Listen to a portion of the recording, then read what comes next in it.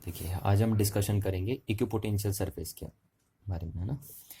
तो देखिए नाम से ही पता चल रहा है इक्वी का मतलब होता है सेम या कांस्टेंट, और ये इलेक्ट्रिक पोटेंशियल हो गया आपका यहाँ पे, और सरफेस यानी एक ऐसी सरफेस जिसके हर एक पॉइंट पे पोटेंशियल की वैल्यू क्या हो, कांस्टेंट हो, उसी को हम बोल देते हैं इक्विपोटेंशियल सरफेस। तो आप बोल सकते हैं a surface whose every point whose every point has same electric potential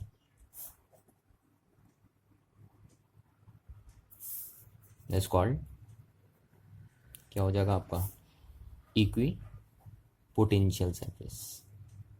ये हो जाएगा आपका इक्वी पोटेंशियल सरफेस, है ना। यानी एक ऐसी सरफेस जिसके हर एक पॉइंट पे पोटेंशियल की वैल्यू क्या रहती है, सेम रहती है।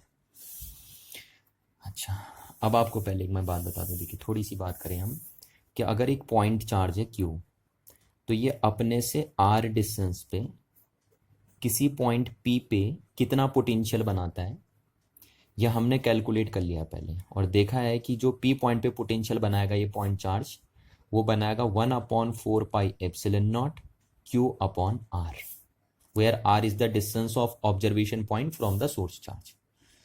इतना पोटेंशियल क्रिएट करता है एक पॉइंट चार्ज।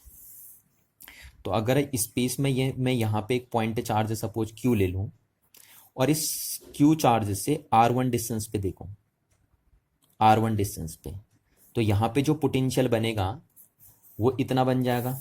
कितना बनेगा इस पॉइंट पे पोटेंशियल, 1/4πε0 क्यू अपॉन R1, इतना पोटेंशियल बन जाएगा इस पॉइंट पे।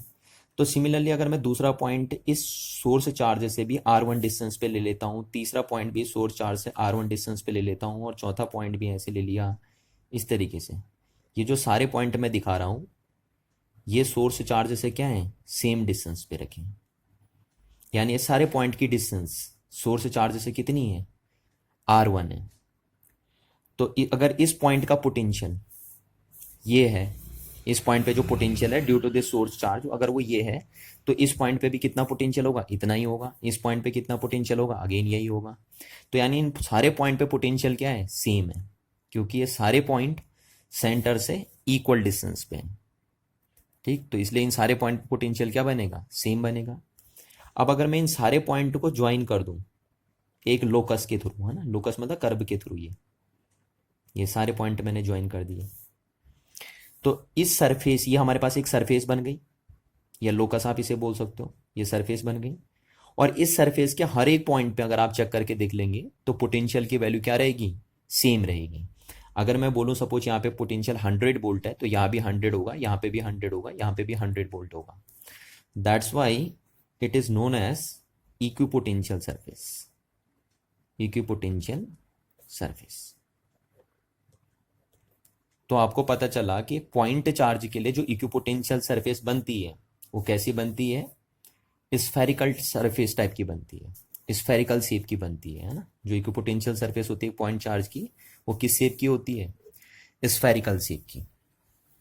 अच्छा, अब अगर मैं क्या करूं, मैं कहूं कि इस सोर्स चार्ज से, ये जो क्यू सोर्स चार्ज हमने सेंटर पे रखा है, इससे R2 डिस्टेंस पे यहां पे कोई पॉइंट है, ठीक है, तो यहां पे जो पोटेंशियल होगा इस पॉइंट पे, ठीक है, R2 डिस्टेंस पे जो पोटेंशियल होगा वो कितना होगा, 1/4πε0 क्यू अपॉन R2। इतना पोटेंशियल हो जाएगा इस पॉइंट पे, जो यहाँ सेंटर से कितनी डिस्टेंस पे है, R2 डिस्टेंस पे है। तो अगर मैं यहाँ सेंटर से R2 डिस्टेंस लेते हुए पॉइंट मेंशन करते रहूं, देखो ये R2 डिस्टेंस पे, ये पॉइंट भी मैंने कहाँ पे कर दिया, R2 डिस्टेंस से, सेंटर से R2 डिस्टेंस पे पॉइंट ले लिया ऐसे, ये R2 डिस्टेंस पे सेंटर से पॉइंट, ठीक है, ये सारे पॉइंट क्या है, सेंटर से R2 डिस्टेंस पे है। और इन सारे पॉइंट को अगर मैं ज्वाइन कर दूं एक लोकस के थ्रू, है ना, ये लोकस के थ्रू, देखिए लोकस बना दिया मैंने, तो अगेन हम बोलेंगे कि अगर इस पॉइंट पे पोटेंशियल ये है, तो क्योंकि ये पॉइंट भी सेंटर से कितनी डिस्टेंस पे है, R2 डिस्टेंस पे, इसलिए यहां पे भी पोटेंशियल इतना ही होगा। और ये पॉइंट भी इस सेंटर से इतनी डिस्टेंस पे, R2 डिस्टेंस पे, इसलिए इस पॉइंट पे भी जो पोटेंशियल बनेगा वो भी इतना ही बनेगा।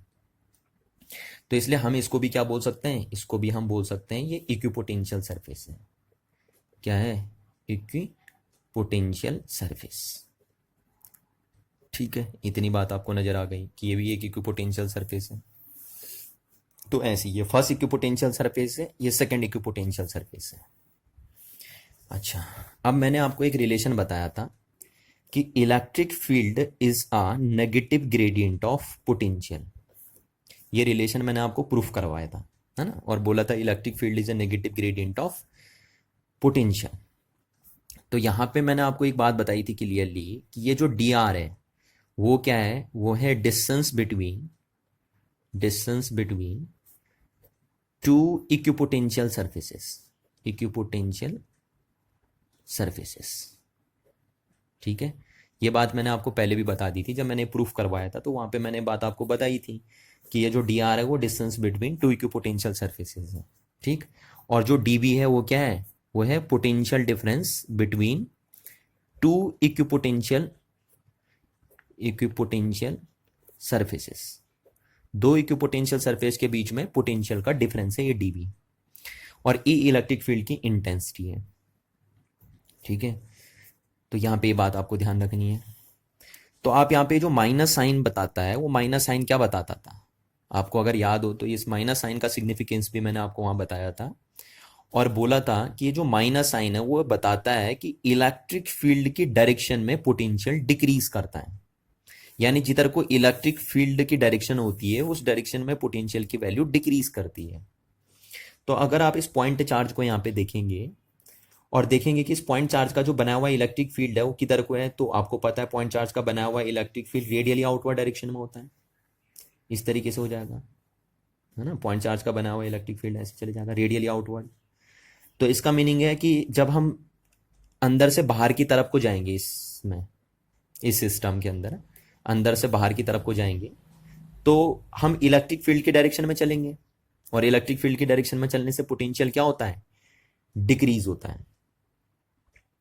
ठीक है, तो अगर मैं बोल दूं इस सरफेस का पोटेंशियल V1 है, क्योंकि इस सरफेस पे जितने भी पॉइंट होंगे सबका पोटेंशियल सेम होगा, तो इस सरफेस पे अगर पोटेंशियल V1 है और इस सरफेस पे मैं बोल दे रहा हूं अगर पोटेंशियल V2 है, ठीक, तो आपको यहां से इस रिलेशन से पता चल रहा है कि जो V1 है वो ग्रेटर देन है V2।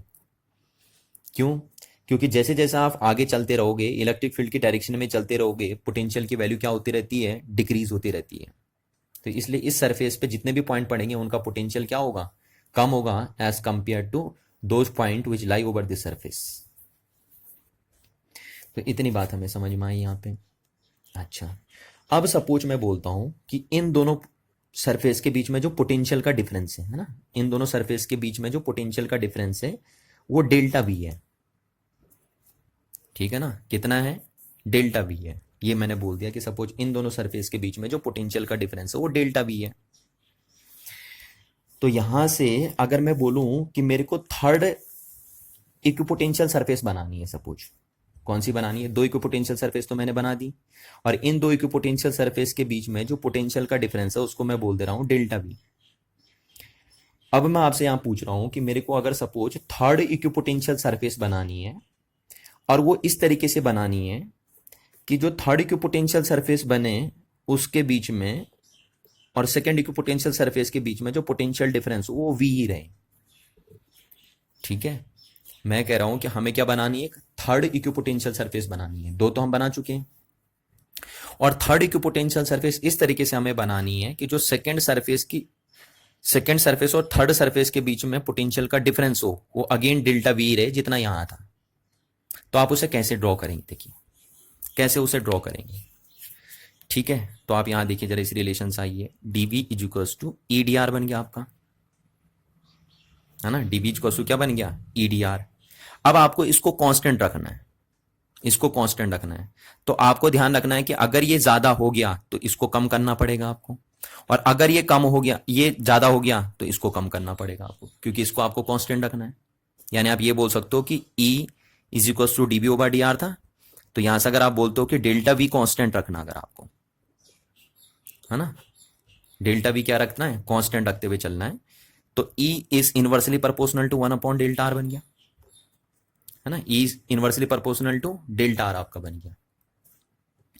तो यहां से आपको नजर आ रहा है कि चाहे आप इससे देख लीजिए इससे देख लीजिए, मैं आपसे कह रहा हूं कि अगर डेल्टा वी आपको कांस्टेंट रखना है या अगर डेल्टा वी कांस्टेंट रहा तो E is inversely proportional to delta R हो जाएगा।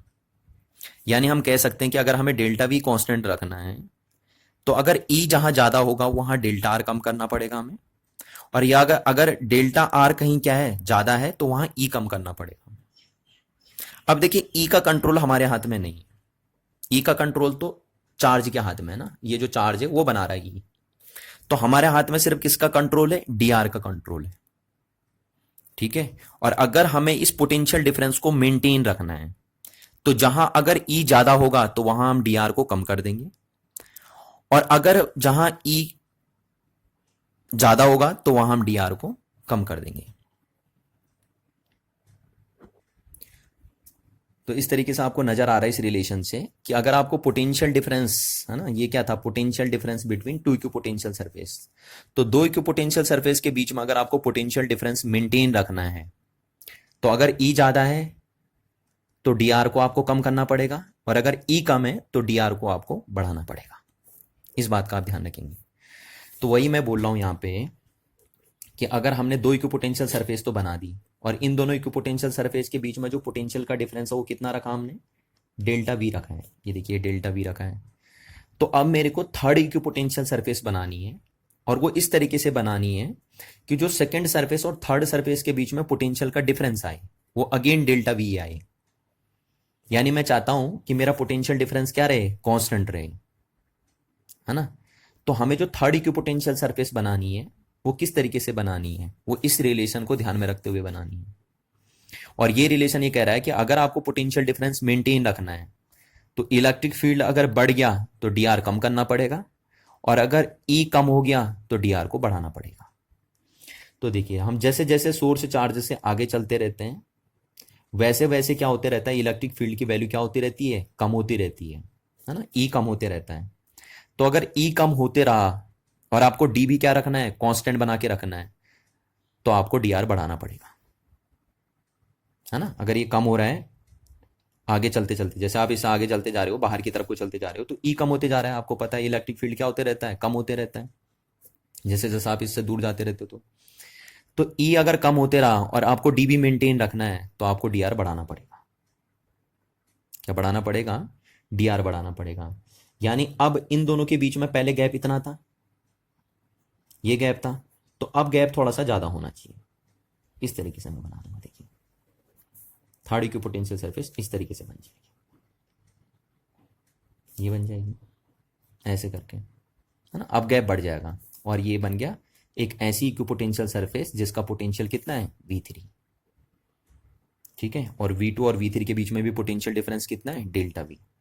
पर ध्यान रखना इन दो इक्विपोटेंशियल सरफेस के बीच में जो गैप है और इन दो इक्विपोटेंशियल सरफेस के बीच में जो गैप है वो बराबर नहीं होगा। क्यों बराबर नहीं होगा, क्योंकि अगर इनके बीच में पोटेंशियल डिफरेंस कांस्टेंट है, इन दो सरफेस और इन दो सरफेस के बीच में पोटेंशियल डिफरेंस अगर क्या है, कांस्टेंट है, तो डी आर सेम नहीं हो सकता ये। क्योंकि डी आर कैसे सेम रह जाएगा, क्योंकि ई क्या होता जा रहा है, बाहर को आते हुए कम होते जा रहा है। तो अगर ई कम हो रहा है तो डी आर बढ़ाना पड़ेगा। तो यानी हम यहां से बोल सकते हैं कि इनके बीच में जो गैप है वो कम है as compare to this gap. तो इस बात को आपको ध्यान रखना है ना, कि अगर आपको पोटेंशियल को मेंटेन करते हुए चलना है, पोटेंशियल डिफरेंस को मेंटेन करते हुए चलना है कि पोटेंशियल डिफरेंस हमारा क्या बना रहे, कांस्टेंट बना रहे दो इक्विपोटेंशियल सरफेस के बीच में। तो अगर जहां ई ज्यादा है वहां आपको डी आर क्या करना पड़ेगा, कम करना पड़ेगा, और जहां ई क्या होगा, कम होगा, वहां डी आर आपको बढ़ाना पड़ेगा।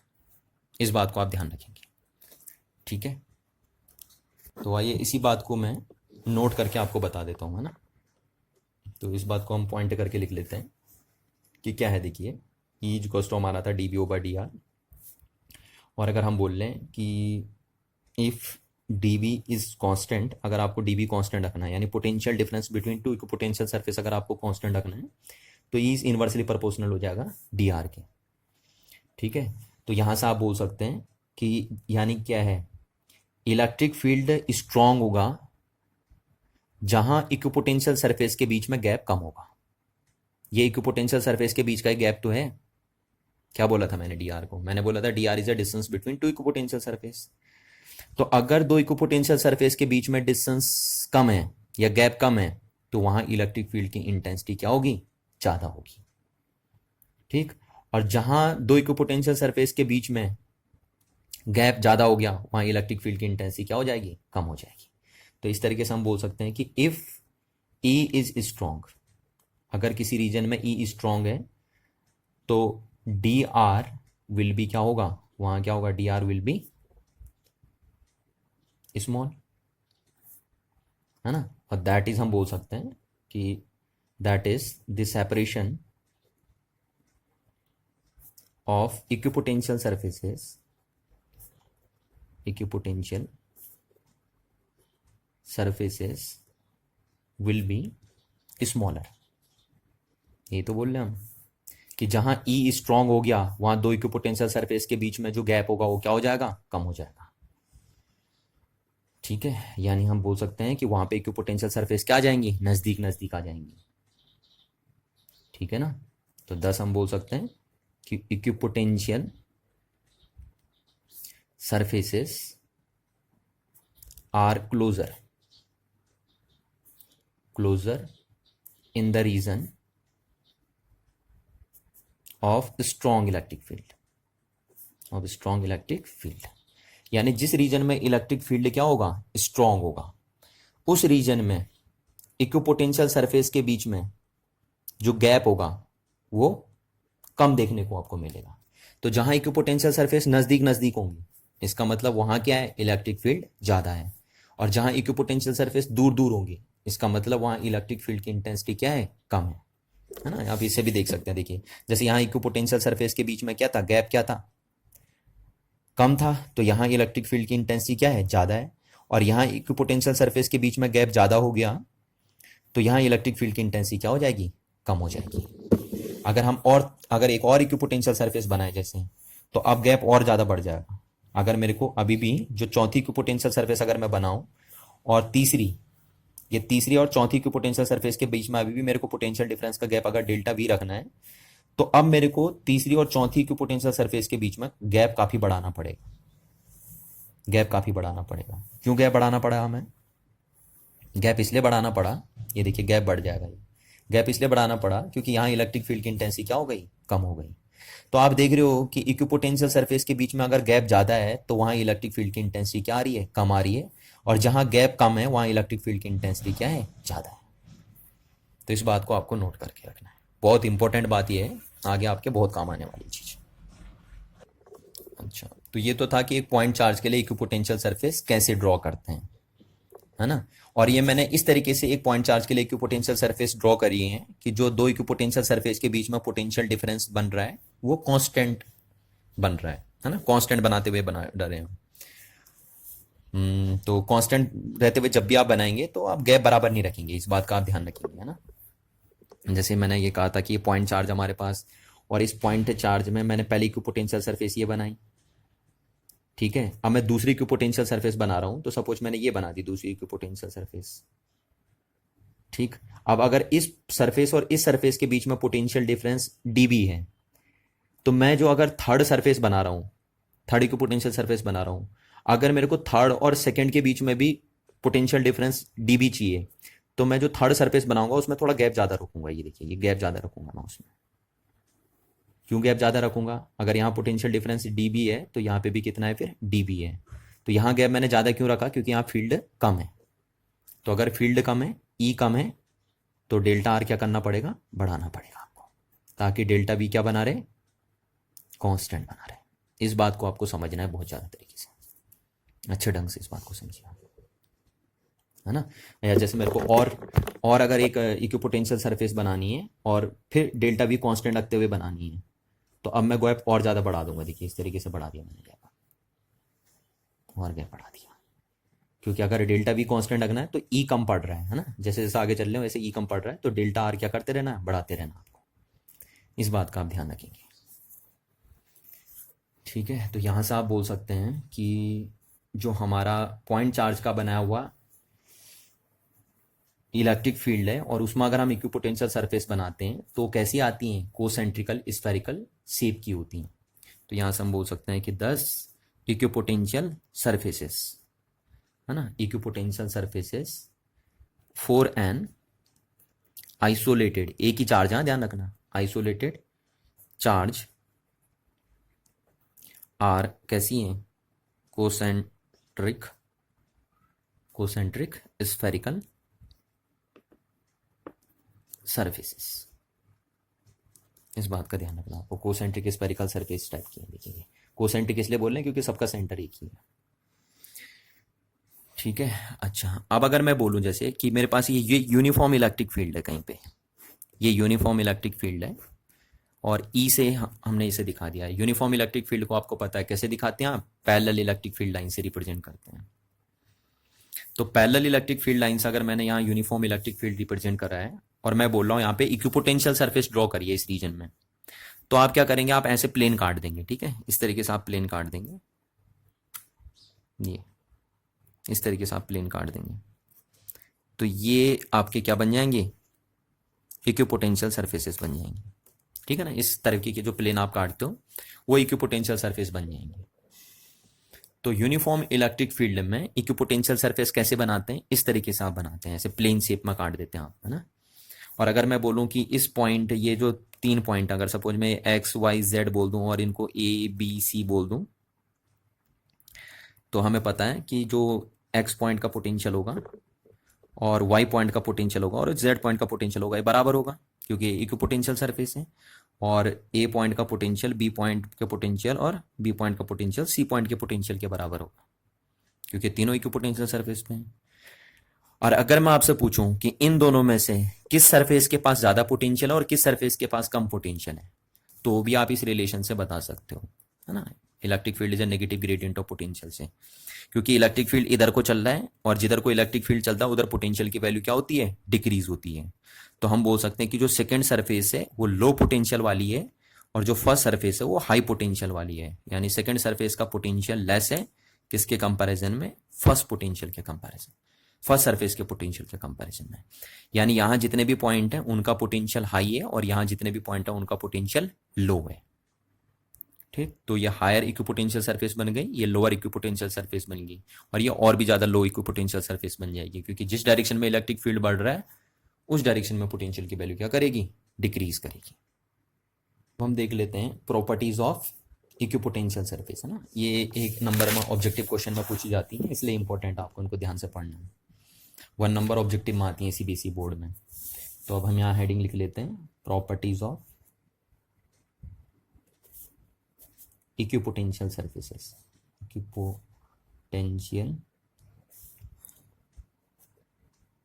सरफेसेस। जो इक्विपोटेंशियल सरफेस होती हैं उनकी क्या होती है, प्रॉपर्टीज क्या होती हैं, उनको हम डील कर लेते हैं यहाँ पे। तो पहली प्रॉपर्टी क्या है, देखिए ना, पहली प्रॉपर्टी, सपोज देखो मैं जैसे ये ले लेता हूँ कि मेरे पे एक पॉइंट चार्ज है और इस पॉइंट चार्ज के लिए मैंने अगर इक्विपोटेंशियल सरफेस बनाई, जैसे मैं अभी बता रहा था आपको, तो ऐसे बना दी है मैंने, स्पेरिकली सिमेट्रिक, है ना, ये बना दी मैंने, ये इक्विपोटेंशियल सरफेस हो जाएगी। इसको हम क्या बोल दे रहे हैं, इक्विपोटेंशियल सरफेस। किसके लिए है, for a isolated point charge, isolated point charge. इस तरीके से अभी अभी आपने देखा था कि एक आइसोलेटेड पॉइंट चार्ज के लिए जो इक्विपोटेंशियल सरफेस बनती है वो कैसी बनती है, स्पेरिकली सिमेट्रिक बनती है ना। तो ये इक्विपोटेंशियल सरफेस है, यानी इस पॉइंट पर अगर पोटेंशियल 100 वोल्ट है तो इस पे भी 100 होगा, इस पे भी 100 होगा और इस पे भी 100 होगा, सारे पॉइंट पे 100 है। तो ये इलेक्ट्रिक फील्ड भी बनाएगा यहाँ पे, है ना। जब यहाँ पे पोटेंशियल है तो ऑब्वियसली यहाँ इलेक्ट्रिक फील्ड भी होगा, ठीक है। तो यहाँ पे हमने ये इलेक्ट्रिक फील्ड ले लिया। अब मैंने इस इक्विपोटेंशियल सरफेस पे 2 पॉइंट ले लिए, ये पॉइंट सपोज हमारा है ए और ये पॉइंट है बी, है ना।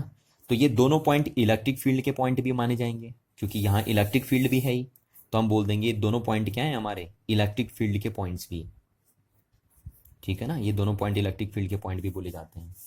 तो अब हमें पता है, हमने डेफिनेशन पढ़ी है कि the amount of work done on a per unit test charge to bring it from point A to B in the electric field is known as the potential difference between points B and A in that field।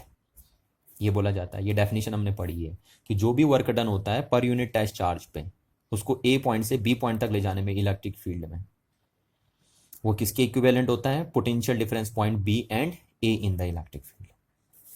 ये बन गया आपका। अच्छा, अब अगर हम बोलें कि if A and B both points are lies over equipotential surface, equipotential surface है ना, ये दोनों पॉइंट सपोज हमारे क्या आ गए, ए और बी इक्विपोटेंशियल सरफेस के ऊपर आ गए, जैसे यहां पे दिखाई रखा मैंने, देखिए दोनों पॉइंट इक्विपोटेंशियल सरफेस के ऊपर है। तो देयरफॉर हम बोलेंगे कि जो ए पॉइंट का पोटेंशियल होगा वो बी पॉइंट के पोटेंशियल के बराबर होगा, क्योंकि इन दोनों पॉइंट का पोटेंशियल सेम ही होगा, क्योंकि इक्विपोटेंशियल सरफेस के ऊपर है ना। तो देयरफॉर ये हो गया हमारे पास। अब हम यहां से बोल सकते हैं, तो so W A to B upon Q naught is equal to कितना हो जाएगा, वी बी माइनस, और वी ए के सामने हम क्या रख सकते हैं, वी बी रख सकते हैं। तो यहां से हमारा W A B upon plus Q naught कितना आ गया, 0 आ गया। इसका मतलब है कि डब्ल्यू ए बी क्या हो गया, 0 हो गया, क्योंकि ये 0 कब हो सकता है, जब ये 0 हो या तो तब 0 होगा, या जब ये इनफाइनाइट हो तब ये 0 होगा, और ये इनफाइनाइट है नहीं, तो इसका मतलब इसी को 0 होना पड़ेगा। तो ये हो गया हमारा, है ना, यानी work done on a per unit test charge to bring it from one point to the another point over a equipotential surface is 0। यही तो रिप्रेजेंट हो रहा है यहां से कि अगर हम एक पॉइंट चार्ज को, ये सपोज एक पॉइंट चार्ज है, और इस पॉइंट चार्ज को अगर हम, है ना, इस पॉइंट चार्ज को अगर हम एक पॉइंट से दूसरे पॉइंट तक ले जाएंगे इक्विपोटेंशियल सरफेस के ऊपर, तो वर्क डन कितना करना पड़ेगा, 0 वर्क डन करना पड़ेगा। यानी इस पॉइंट चार्ज को यहां से यहां तक लाने में हमें कोई वर्क नहीं करना पड़ेगा, ये बता रहा है। तो इस बात को आपको ध्यान रखना है, बहुत इंपॉर्टेंट पॉइंट है कि इक्विपोटेंशियल सरफेस के ऊपर एक पॉइंट से दूसरे पॉइंट तक ले जाने में चार्ज पे जो वर्क डन होता है वो कितना होता है, 0 होता है। तो इस बात को हम लिख देंगे 10, हम बोलेंगे no work is done, no work is done in moving a test charge from one point to another point on the equipotential surface। यानी अगर मैं पूछूं यहां से यहां तक कितना वर्क डन करना पड़ेगा इस टेस्ट चार्ज को यहां से यहां तक लाने में, तो आप 0 वर्क डन बोल देंगे सीधे सीधे। या मैं बोल दूं इस चार्ज को अगर मेरे को यहां से यहां तक ले जाना है, इस पॉइंट तक ले जाना है, तो कितना वर्क डन करना पड़ेगा, तो 0 वर्क डन करना पड़ेगा। समझ में आ रही बात? या मैं अगर आपसे बोल दूं कि ये पॉइंट चार्ज है और इसको मैं पहले यहां ले जा रहा हूं, इस पॉइंट पे ले जा रहा हूं, सी पॉइंट पे, और फिर ला रहा हूं डी पॉइंट पे, ऐसे करके ले जा रहा हूं, तो मेरे को इस पॉइंट चार्ज को यहां से यहां तक लाने में कितना वर्क डन करना पड़ा, जब मैं इसके थ्रू आया, है ना, ऐसे आया, तो अभी भी 0 वर्क डन करना पड़ेगा आपको, क्योंकि आप कहां ले जा रहे हो, इक्विपोटेंशियल सरफेस से एक पॉइंट से दूसरे पॉइंट तक ले जा रहे हो, और ये दोनों पॉइंट इक्विपोटेंशियल सरफेस के ऊपर पड़ रहे हैं। इसलिए जो इस चार्ज पे वर्क डन होगा from point A to D वो कितना हो जाएगा, 0 हो जाएगा। तो इस बात को आपको ध्यान रखना है। अच्छा, नेक्स्ट, तो ये प्रॉपर्टी आ गई आपकी, इसी को आप फर्स्ट प्रॉपर्टी बोलते हैं ना। अच्छा, अब सेकंड प्रॉपर्टी हम देखते हैं। देखिए सेकंड प्रॉपर्टी क्या है, हमने एक चीज देखी, देखिए कि हमारा जो वर्क डन होता है from A to B on a point charge, वो कितना होता है, ये मैंने आपको पहले एक्सप्रेशन कराया था, minus R A to R B, ठीक है, minus R A to R B E dot D R, इतना कराया था आपको। ये एक्सप्रेशन हमने निकाला था कि work done from point A to B is minus integration R A to R B E dot D R हमने किया था, ठीक है। तो इतना वर्क डन करना पड़ता है टेस्ट चार्ज को ए पॉइंट से बी पॉइंट तक ले जाने में इलेक्ट्रिक फील्ड के अंदर, है ना। अगर इलेक्ट्रिक फील्ड है तो वहां पे एक पॉइंट से दूसरे पॉइंट तक ले जाने में एक टेस्ट चार्ज पे इतना वर्क करना पड़ता है। यहाँ पे क्यू नॉट भी लिख देंगे, सॉरी क्यू नॉट भी आता है, इतना वर्क डन करना पड़ता है। अच्छा, अगर मैं बोल दूं if A and B both are lies over equipotential surface,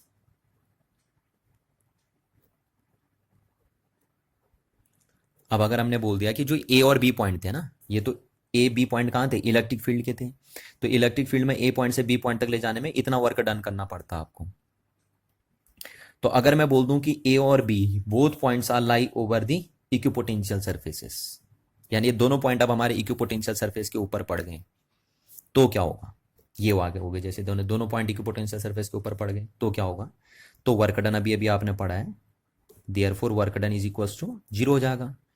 क्यों 0 होगा, अभी अभी आपने पढ़ा है कि अगर ये दोनों पॉइंट इक्विपोटेंशियल सरफेस के ऊपर होते हैं तो work done on a charge to move from one point to the another point over equipotential surface is 0, ये निकाला था आपने। तो देयरफॉर हम बोल सकते हैं यहां से कि minus Q not E dot D are कितना हो जाएगा आपका, ये हो जाएगा आपका फ्रॉम ए टू बी, है ना, इस कितना हो जाएगा, 0 हो जाएगा, क्योंकि जब ये 0 आ गया तो ये 0 होने का मतलब ये 0 हो गया। अब अगर ये 0 है, ये 0 मतलब आपका क्या 0 है, आपका ये 0 आ गया ना, Q not E dot D are 0 आ गया। तो अब अगर आप इसे खोलते हैं तो ये क्या बनता है, ये बनता है आपका E D R cos theta, जहाँ थीटा किसके बीच का एंगल होता है, इन दोनों के बीच का एंगल होता है, डिस्प्लेसमेंट वेक्टर और इलेक्ट्रिक फील्ड के बीच का एंगल होता है, इज इक्वल टू 0। अब देखिए यहां से ये 0 होने का मतलब है या तो क्यू 0 हो तो क्यू तो 0 हो नहीं सकता, या तो ई 0 हो तो ई भी 0 हो नहीं सकता, है ना, या डी आर 0 हो तो डी आर भी 0 हो नहीं सकता। तो कौन 0 होगा इसका मतलब, therefore cos theta is equal to 0। तो cos theta is equal to 0 का मतलब क्या होगा कि थीटा कितना हो गया, 90 डिग्री, क्योंकि कॉस 90 कितना होता है, 0 होता है ना, और थीटा किसके बीच का एंगल होता है, ई और डी आर के बीच का एंगल होता है, और वो कितना आया, 90 डिग्री आया।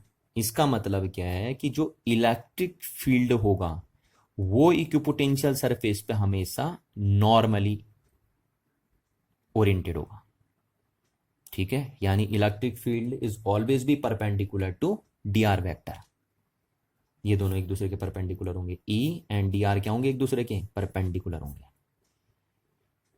ठीक। जैसे हम यहां बोल लेते, देखिए हमारे पास ये पॉइंट चार्ज था, तो ये पॉइंट चार्ज में जब हम बना रहे थे तो आपको पता है, ये देखिए आपने इक्विपोटेंशियल सरफेस बना दी है, तो इस इक्विपोटेंशियल सरफेस में अगर आप इसे डी आर बोल दोगे, इसे, है ना, इसको डी आर बोल दोगे, तो यहाँ पे इलेक्ट्रिक फील्ड देखिए ऐसे निकलेगा बाहर, ये 90 डिग्री के साथ निकलेगा। ये यहाँ पे अगर आप इसे डी आर बोल दो, ये डी आर वैक्टर हो गया, तो यहाँ पे इलेक्ट्रिक फील्ड ऐसे निकलता है, देखिए बाहर, ये 90 डिग्री के साथ। तो इसीलिए हम कह रहे हैं कि जो डी आर वैक्टर है, ये डी आर वैक्टर और इलेक्ट्रिक फील्ड है वो कैसे हैं, 90 डिग्री पे ओरिएंटेड है। डी आर वैक्टर बना आपका, या जैसे मैं ये बोल दूँ डी आर है ना, ये डी आर हमारा छोटा सा डिस्प्लेसमेंट, तो यहाँ पे जो इलेक्ट्रिक फील्ड होगा वो ऐसे निकलेगा बाहर 90 डिग्री एंगल के साथ, इस तरीके से। तो आप बोल सकते हैं कि जो इलेक्ट्रिक फील्ड लाइंस निकलती हैं वो इक्विपोटेंशियल सरफेस पे नॉर्मली निकलती हैं, उनसे इक्विपोटेंशियल सरफेस पे नॉर्मली ओरिएंटेड होती हैं, इस तरीके से। या आप ये भी बोल सकते हो कि जो इलेक्ट्रिक फील्ड लाइंस होती हैं, जैसे ये थी हमारी इलेक्ट्रिक फील्ड लाइंस, उल्टे सेंस में ना, वाइस वर्सा आप ये बोल सकते हैं कि अगर ये हमारे पास इलेक्ट्रिक फील्ड लाइंस हैं तो इनको इक्विपोटेंशियल सरफेस नॉर्मली क्रॉस करेंगी, ये देखिए नॉर्मली क्रॉस करेंगी, ये तो यहाँ पे जो एंगल बनाओ कितना बन रहा है आपका, 90 डिग्री बन रहा है। तो आप जो भी बोलो, है ना, आप ये भी बोल सकते हो कि इक्विपोटेंशियल सरफेस पे इलेक्ट्रिक फील्ड नॉर्मली एक्ट होगा, या आप ये बोल सकते हो कि इलेक्ट्रिक फील्ड पे अगर इलेक्ट्रिक फील्ड को इक्विपोटेंशियल सरफेस कैसे कट करेगा, नॉर्मली कट करेगा। आप दोनों में से कोई सा भी सेंटेंस बोल सकते हैं। तो इसको भी हम सेंटेंस में लिख सकते हैं, हम बोल सकते हैं कि electric field intensity is always perpendicular to equipotential surface, ठीक है, ये भी बोल सकते हैं। अच्छा, या आप बोल सकते हो, या इसी सेंटेंस को आप बोल सकते हो कि जो इक्विपोटेंशियल सरफेस होती है वो इलेक्ट्रिक फील्ड लाइंस पे कैसी होती है, नॉर्मली होती है ना, जैसे इलेक्ट्रिक फील्ड लाइंस पे इक्विपोटेंशियल सरफेस कैसी होती है, नॉर्मली होती है। तो आप ये भी बोल सकते हैं कि equipotential surface are always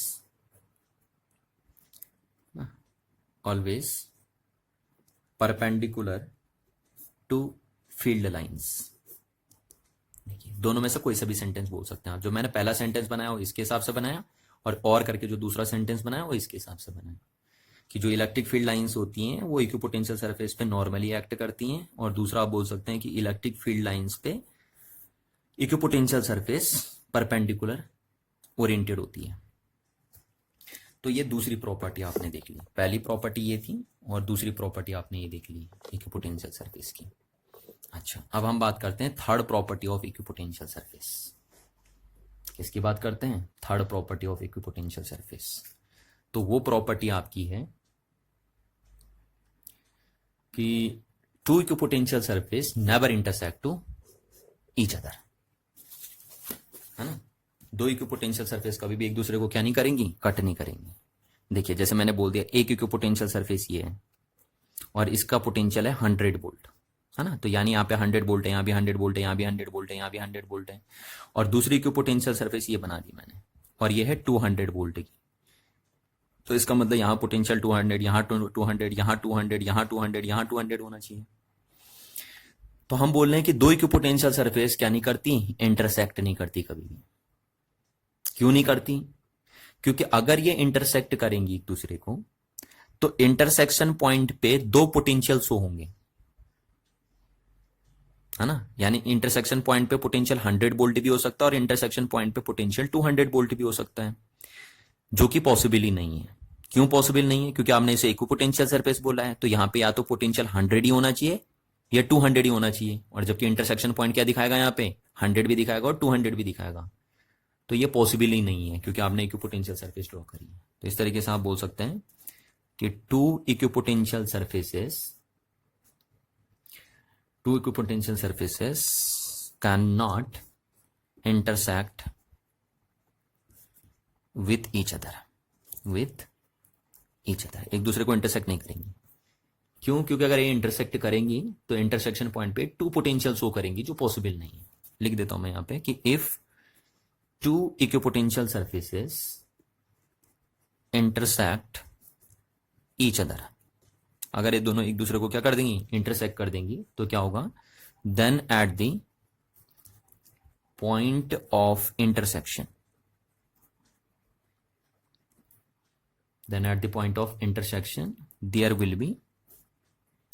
there will be two values of potential,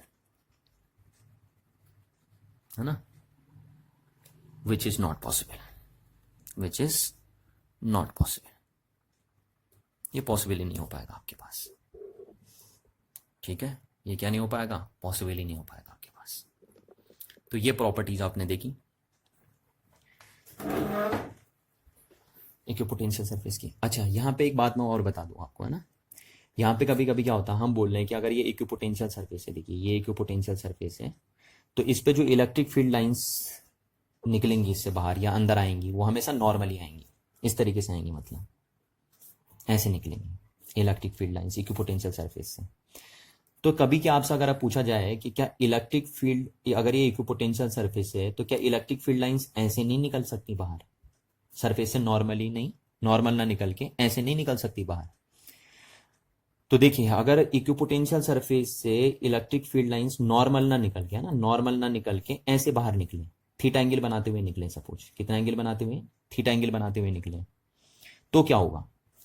देखो मैं आपको बता दूं, क्योंकि इलेक्ट्रिक फील्ड इधर है तो इसका मतलब इधर को फोर्स भी होगा, क्योंकि जहां फील्ड होता है वहां फोर्स भी होता है, फील्ड का ही भाई तो है फोर्स भी, तो यहाँ फोर्स भी होगा।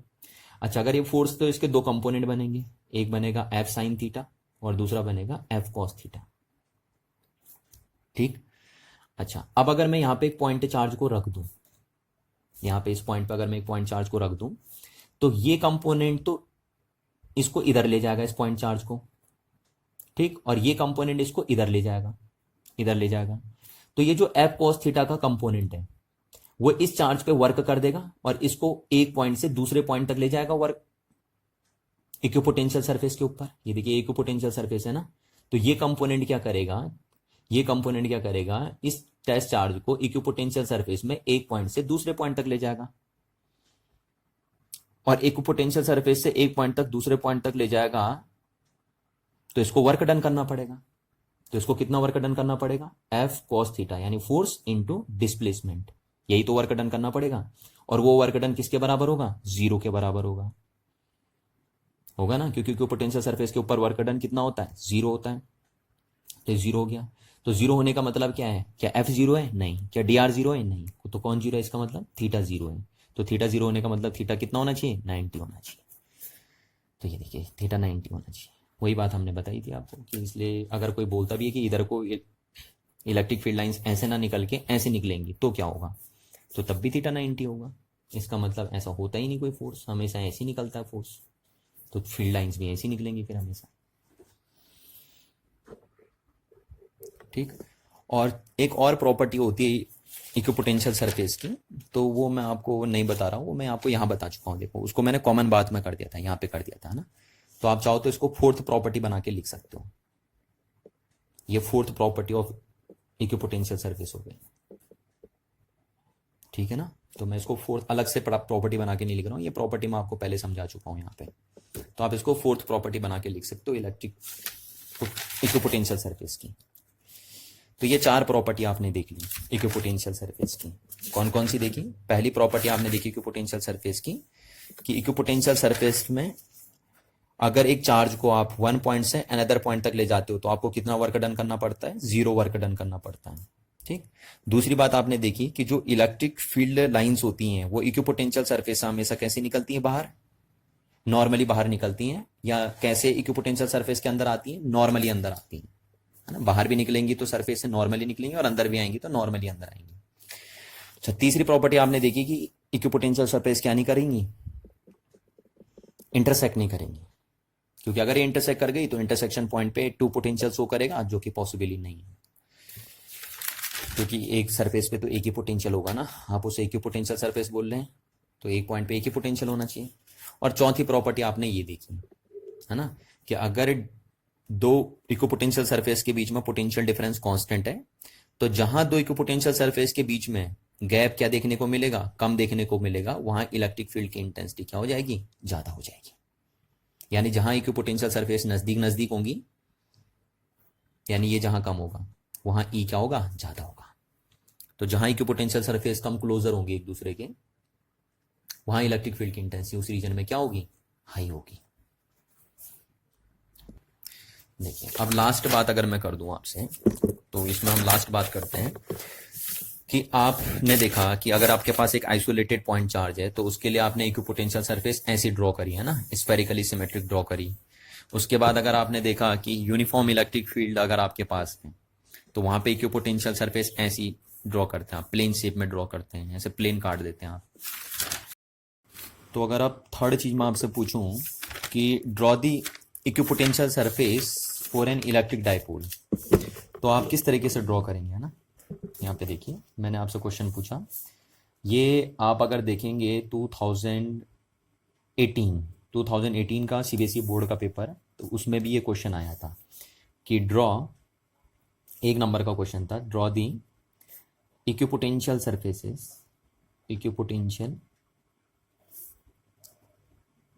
Surfaces for an electric dipole. एक इलेक्ट्रिक डाइपोल के लिए आपको इक्विपोटेंशियल सरफेसेस उसमें क्या करनी थी, ड्रॉ करनी थी। ये क्वेश्चन आया था 2018 के सीबीएसई बोर्ड के पेपर में। तो सपोज हमारे पास ये है एक इलेक्ट्रिक डाइपोल, और इस पे ये है प्लस क्यू चार्ज, और ये है इस पे माइनस क्यू चार्ज, है ना। तो ये है आपको पता है। अच्छा, एक डाइपोल के बीच में, अगर आपको पता है कि डाइपोल के बीच में अगर हम एक लाइन ड्रॉ कर दें ये, तो इसको हम बोलते हैं इक्वेटोरियल लाइन। और इस इक्वेटोरियल लाइन पे जो भी पॉइंट पड़ते हैं डाइपोल के बीच में, वहां पे पोटेंशियल कितना होता है, 0 होता है। ये बात मैंने आपको प्रूफ करके दिखाई थी जब हम पढ़ रहे थे electric potential due to an electric dipole. तो वहां पे हमने देखा था कि जो भी इक्वेटोरियल पॉइंट होता है एक डाइपोल का, उस पर डाइपोल कितना पोटेंशियल क्रिएट करता है, 0 पोटेंशियल क्रिएट करता है। तो अब अगर हमें इस डाइपोल के लिए इक्विपोटेंशियल सरफेसेस ड्रॉ करनी है तो हमें 2 बातों का ध्यान रखना है। हमारी बात समझ में आपको, कितनी बातों का ध्यान रखना है, 2 बातों का ध्यान रखना है। और यही नहीं, कभी भी किसी भी पॉइंट चार्ज सिस्टम का अगर आपको इक्विपोटेंशियल सरफेस ड्रॉ करना है ना। किसी भी पॉइंट चार्ज सिस्टम के लिए अगर आपको क्या करनी है, इक्विपोटेंशियल सरफेसेस अगर ड्रॉ करनी है, तो आप इन दो बातों को ध्यान में रखेंगे, सिर्फ डायपोल के लिए ही नहीं, हर किसी सिस्टम में बड़ो सिस्टम पॉइंट चार्जेस का होना चाहिए। तो आप इन दो बातों को ध्यान में रखते हुए इक्विपोटेंशियल सरफेसेस ड्रॉ करेंगे। पहली बात क्या है कि जो इलेक्ट्रिक फील्ड लाइंस होंगी वो हमेशा परपेंडिकुलर होंगी टू इक्विपोटेंशियल सरफेस। ठीक है, इलेक्ट्रिक फील्ड लाइंस हमेशा क्या बने, इक्विपोटेंशियल सरफेस के परपेंडिकुलर बने। और दूसरी बात आपको ध्यान रखनी है, ये वाली इलेक्ट्रिक फील्ड जो था ना वो नेगेटिव ग्रेडियंट ऑफ पोटेंशियल था आपका। तो यहां पे आपने देखोगे कि डीवी इक्वल टू क्या बन जाएगा आपका, ईडीआर, है ना। तो अगर आपको डीवी कांस्टेंट रखना है, डीवी क्या रखना है, कांस्टेंट रखना है, तो ई अगर बड़ा है कहीं तो डीआर आपको क्या करना पड़ेगा, कम करना पड़ेगा। जहां पे आपको डीआर में बहुत बार बता चुका हूं कि डीआर क्या है, separation between two equipotential surfaces, और डीबी क्या है, potential difference between two equipotential surfaces. ठीक है, तो डीबी अगर आपको कांस्टेंट रखना है तो जहां ई ज्यादा होगा वहां डीआर कम करना पड़ेगा, या बोल सकते हो कि डीबी कांस्टेंट रखने के लिए अगर ई कम है तो डीआर को आपको बढ़ाना पड़ेगा। ठीक है, इन दो बातों को ध्यान में रखते हुए आप क्या करते हैं, इक्विपोटेंशियल सरफेस ड्रॉ करते हैं किसी भी पॉइंट चार्ज सिस्टम के लिए, सिर्फ डायपोल के लिए नहीं। तो सबसे पहले अगर हमें इसे डायपोल के लिए इक्विपोटेंशियल सरफेस ड्रॉ करनी है तो हम पहले इसके लिए इलेक्ट्रिक फील्ड लाइंस ड्रॉ कर देते हैं, है ना। तो कैसी इलेक्ट्रिक फील्ड लाइंस होती हैं आपको पता है, डायपोल के लिए इलेक्ट्रिक फील्ड लाइंस होती हैं प्लस से निकलती हैं और माइनस की तरफ को चलती हैं। आपको पहले भी मैंने बताया था, इलेक्ट्रिक फील्ड लाइंस में भी बताई थी मैंने बात, कि एक डायपोल के लिए इलेक्ट्रिक फील्ड लाइंस किस तरीके से आपको दिखती हैं, इस तरीके से इनका व्यू होता है आपके पास, है ना। यहाँ थोड़ा सा यहाँ ज्वाइन करना था मेरे को, चलो इसको चार्ज को मैं ऐसे ले लेता हूँ, बड़ा बड़ा ले लेता हूँ। तो ये ऐसी चलती हैं इलेक्ट्रिक फील्ड लाइंस, प्लस से निकलती हैं और माइनस की तरफ को चलती हैं इस तरीके से। अब ऐसे निकलेंगी, उसके बाद इस तरीके से निकलती है ना, प्लस से निकलती हैं इलेक्ट्रिक फील्ड लाइंस और माइनस की तरफ को आती हैं ऐसे, ऐसे अंदर को आती है, ये आती है। तो ये आप देख सकते हैं कि इलेक्ट्रिक फील्ड लाइंस होती हैं किसके लिए, एक इलेक्ट्रिक डायपोल के लिए। इस टाइप से बनती हैं इलेक्ट्रिक फील्ड लाइंस एक इलेक्ट्रिक डायपोल के लिए, ठीक है ना। अच्छा, अब हुआ क्या, आपको एक बात समझ में आती है कि यहाँ अगर इलेक्ट्रिक फील्ड लाइंस ज़्यादा हैं तो यहाँ इलेक्ट्रिक फील्ड की स्ट्रेंथ भी ज़्यादा होती है, और यहाँ इलेक्ट्रिक फील्ड लाइंस कम है तो इसका मतलब इन रीजन्स में इलेक्ट्रिक फील्ड की स्ट्रेंथ भी क्या होगी, कम होगी। और ये हम जानते भी हैं ना कि अगर एक डायपोल होता है तो बीच में इलेक्ट्रिक फील्ड ज़्यादा होता है, कॉर्नर कॉर्नर पे इलेक्ट्रिक फील्ड कम होता है। तो ये हमें पता भी है, इसलिए हमने यहाँ कम फील्ड लाइंस बनाई और यहाँ ज़्यादा फील्ड लाइंस बनाई हैं, क्योंकि यहाँ इलेक्ट्रिक फील्ड की स्ट्रेंथ ज़्यादा होती है इसलिए ज़्यादा इलेक्ट्रिक फील्ड लाइंस मैंने दिखा दी यहाँ, और यहाँ इलेक्ट्रिक फील्ड की स्ट्रेंथ कम होती है इन रीजनों में इसलिए कम इलेक्ट्रिक फील्ड लाइंस मैंने वहाँ दिखाई। अच्छा, अब हमें इक्विपोटेंशियल सरफेस ड्रॉ करनी है, और जब हम इसके लिए इक्विपोटेंशियल सरफेस ड्रॉ करेंगे तो हमें इन दो बातों का ध्यान में रखना है, ठीक है।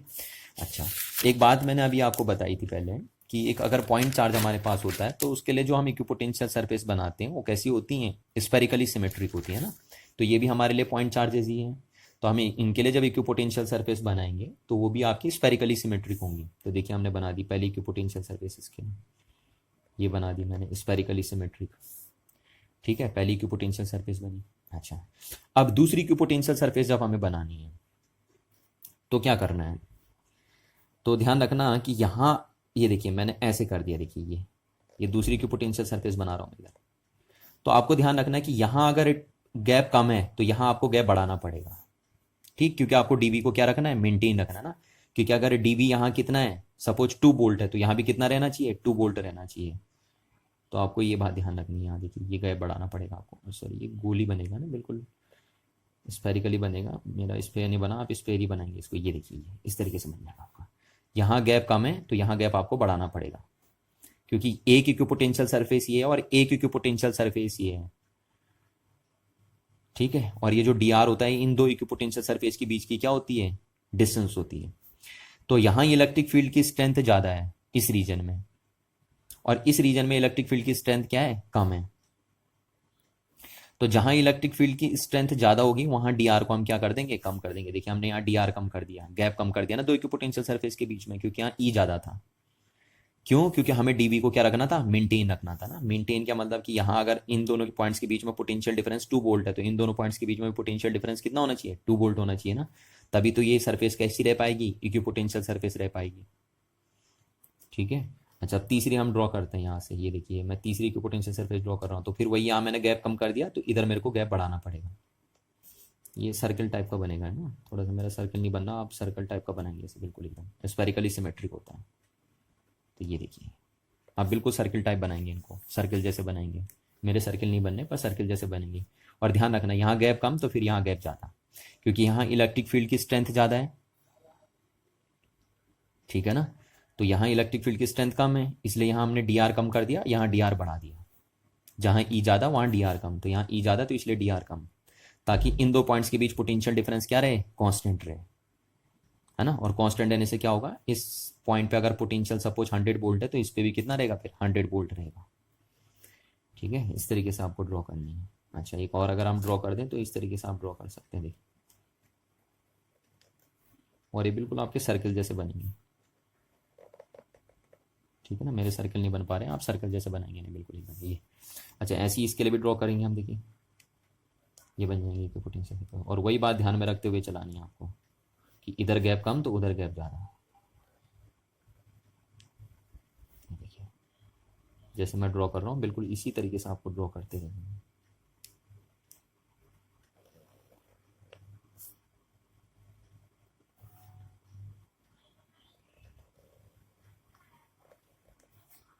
इस तरीके से इक्विपोटेंशियल सरफेसेस आप ड्रॉ करेंगे। ठीक है ना, एक इलेक्ट्रिक डायपोल के लिए ऐसे ये कर दी। अब बीच में कैसे आएगी, देखिए बीच में तो आपको ये कंसेप्ट भी देखना है कि देखिए जो इलेक्ट्रिक फील्ड लाइंस हैं वो इक्विपोटेंशियल सरफेस पे नॉर्मली होनी चाहिए। तो यहाँ पे देखिए अगर मैं यहाँ पे बीच में बिल्कुल एकदम सेंटर पे, ये ओ है सेंटर, तो यहाँ पे मार दो तो ये नॉर्मल ऐसे लगेगा। देखिए यहाँ पे इलेक्ट्रिक फील्ड लाइंस पे नॉर्मल, ये देखिए इलेक्ट्रिक फील्ड लाइंस पे नॉर्मल, ये इलेक्ट्रिक फील्ड लाइंस पे नॉर्मल लगा रहा हूँ मैं, देखिए ये नॉर्मल लगा रहा हूँ मैं, है ना। ये देखिए 90 डिग्री का एंगल कर रही है ना, जबकि यहाँ पे हमने यहाँ पे नोट नहीं करा। ये ध्यान रखना कि यहाँ पे भी ये 90 होनी चाहिए, है ना, ये भी 90 होनी चाहिए, ये भी 90 होनी चाहिए, ये भी 90 होनी चाहिए, यहाँ पे भी ये 90 होना चाहिए, देखिए।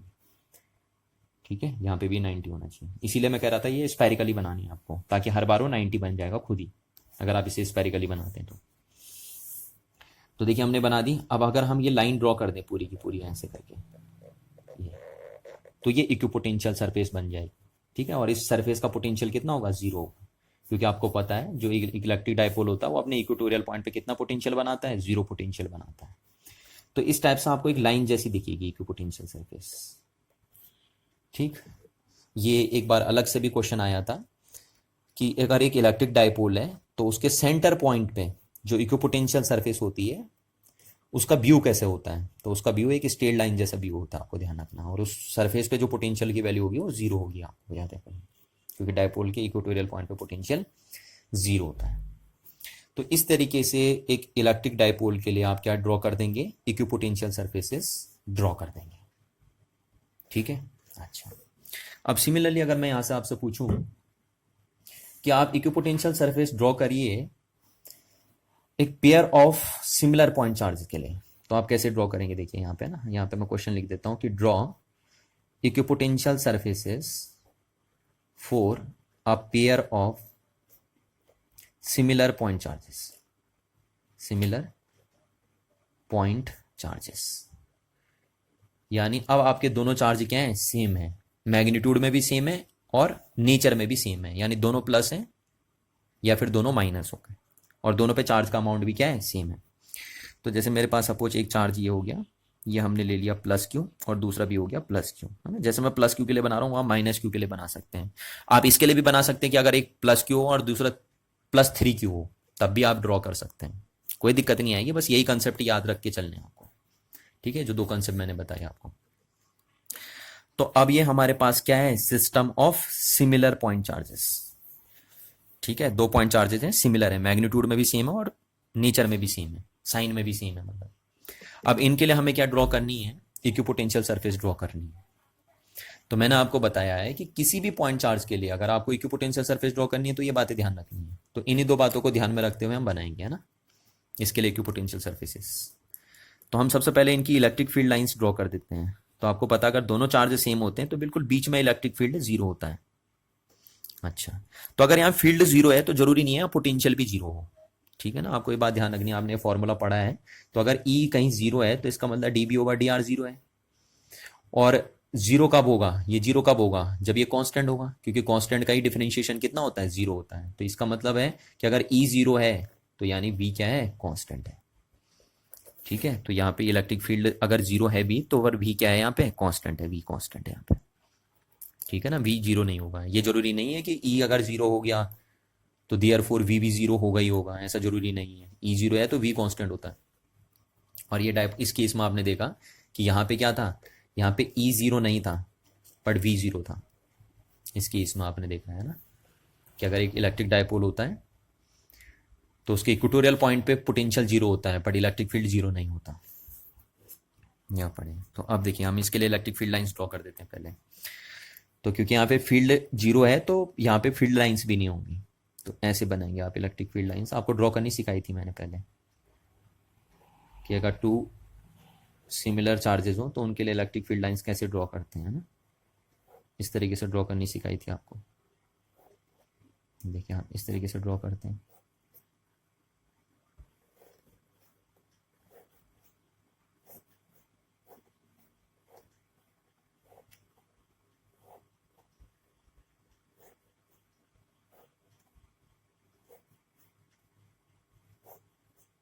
ठीक है, इस आर पे बैंड नहीं आना है।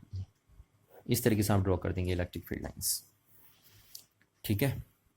अब देखिए आपको पता अगर दोनों चार्जेस सिमिलर होते हैं तो बीच में electric field line, electric field कम होता है, कम क्या जीरो हो जाता है बिल्कुल बीचों बीच में बिल्कुल जीरो हो जाता है। इसलिए हमने वहां कोई भी इलेक्ट्रिक फील्ड लाइंस नहीं दिखाई। और इस रीजन में और इस रीजन में इलेक्ट्रिक फील्ड की स्ट्रेंथ क्या होती है, ज्यादा होती है, इसलिए हमने यहाँ ज्यादा इलेक्ट्रिक फील्ड लाइंस दिखा दी है ना। तो हमारा इलेक्ट्रिक फील्ड लाइंस का व्यू ये भी बता रहा मैं कि इस रीजन में इलेक्ट्रिक फील्ड की स्ट्रेंथ ज्यादा और इस रीजन में इलेक्ट्रिक फील्ड की स्ट्रेंथ क्या है, कम है। और अब इन दोनों बातों को ध्यान में रखते हुए हम क्या ड्रॉ कर देंगे, इक्विपोटेंशियल सरफेस ड्रॉ कर देंगे। तो फिर हमें वही पता है कि जो पॉइंट चार्ज हमारा होता है उसका बना हुआ फील्ड जो होता है वो स्पेरिकली सिमेट्रिक होता है, तो उसका जो पोटेंशियल भी होता है वो स्पेरिकली सिमेट्रिक होता है। तो हम इसकी इक्विपोटेंशियल सरफेस कैसे ड्रॉ करेंगे, देखिए पहली इक्विपोटेंशियल सरफेस हमने ड्रॉ कर दी, ये है स्पेरिकली सिमेट्रिक है, बिल्कुल सर्किल बना दिया, ठीक। अब दूसरी इक्विपोटेंशियल सरफेस हमें ध्यान रखनी है कि हमें इस कंसेप्ट को यूज करते हुए बनानी है। तो कैसे बनाएंगे, देखिए यहां क्योंकि क्या है, अगर हम यहां बना देते हैं, देखिए ये जैसे मैं बना दे रहा हूं, तो यहां इलेक्ट्रिक फील्ड की स्ट्रेंथ ज्यादा है, तो यहां मैंने दो इक्विपोटेंशियल सरफेस के बीच का गैप क्या कर दिया, कम कर दिया, ठीक है।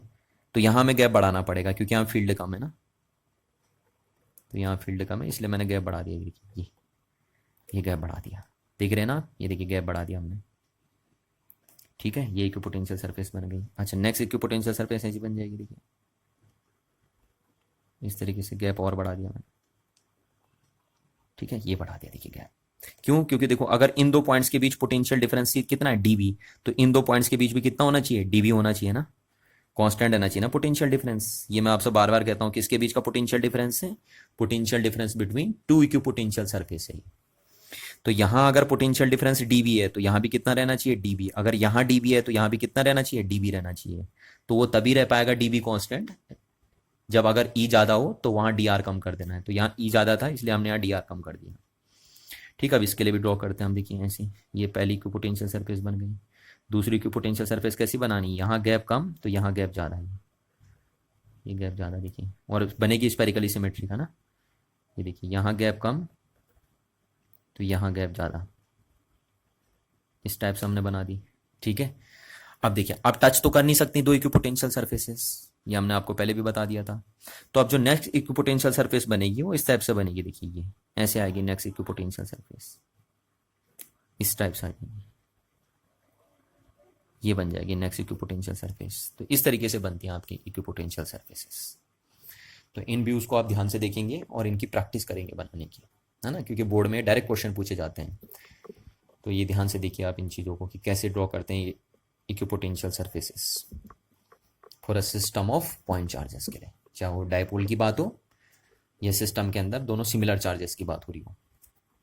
तो ध्यान से आपको देखना है और गलती नहीं करनी है। पहले तो स्पेरिकली सिमेट्रिक होनी चाहिए और इन दो बातों का भी आपको ध्यान रखना है कि हमेशा जो इलेक्ट्रिक फील्ड लाइंस हो, जैसे ये इलेक्ट्रिक फील्ड लाइंस है तो इस सरफेस पे कितना एंगल बनाए, 90 डिग्री का एंगल यहाँ पे फॉर्म होगा ना। जैसे यहाँ पे भी अगर मैं बोल दूँ यहाँ पे, तो इस सरफेस पे ये एंगल कितना बनाए इलेक्ट्रिक फील्ड लाइंस, 90 डिग्री का एंगल बनाए। और दूसरी बात ये ध्यान आपको रखनी है।